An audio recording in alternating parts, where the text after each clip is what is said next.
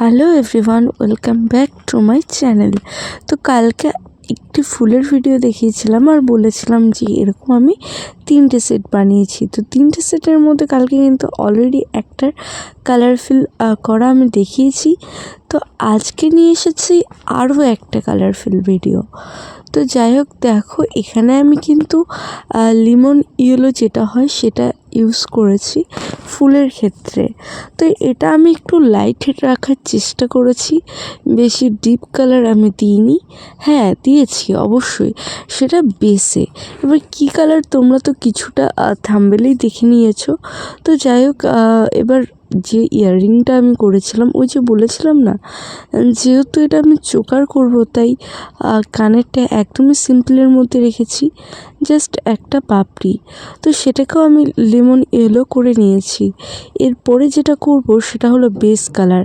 আর base কালারের জন্য ওই যে বললাম ডিপ কালার, যেটা রানি কালার বলে, তো সেই কালারটাই ইউজ করেছি। তো দেখো এখানে একটু যেহেতু আমি ফুলের মাঝখানে ইউজ করছি, তাই জন্য ডিপ কালারটাই আমি চুজ করেছি। কারণ না হলে যেহেতু ফুলটা লাইট কালার ছিল, তো সেহেতু যদি ডিপ না চুজ করতাম তাহলে ফুলটা খুব একটা বেশি ফুটতো না। তো যাই হোক, এরপরে দেখো বেসটা আমি করে নেব সেম কালার দিয়েই। আর এখানে যদি তুলির কথা বলো তাহলে বলবো একটু মানে খুব বেশি মোটাও না, আবার খুব বেশি সরুও না। এটা প্রয়োজন মতো তুলি ইউজ করাই বেশি ভালো হবে। তো যাই হোক, এখানে কিন্তু আমি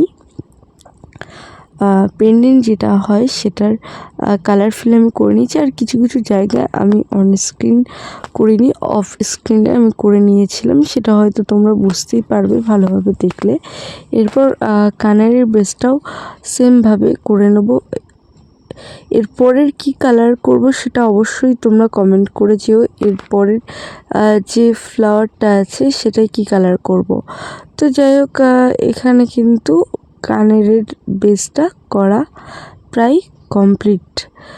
তো এইবার তোমাদেরকে দেখাবো আমি ফাইনাল লুকটা। তার আগে বলে রাখি, অপর যে ইয়াররিংটা ছিল সেটা কিন্তু আমি অফ স্ক্রিন করে নিয়েছিলাম।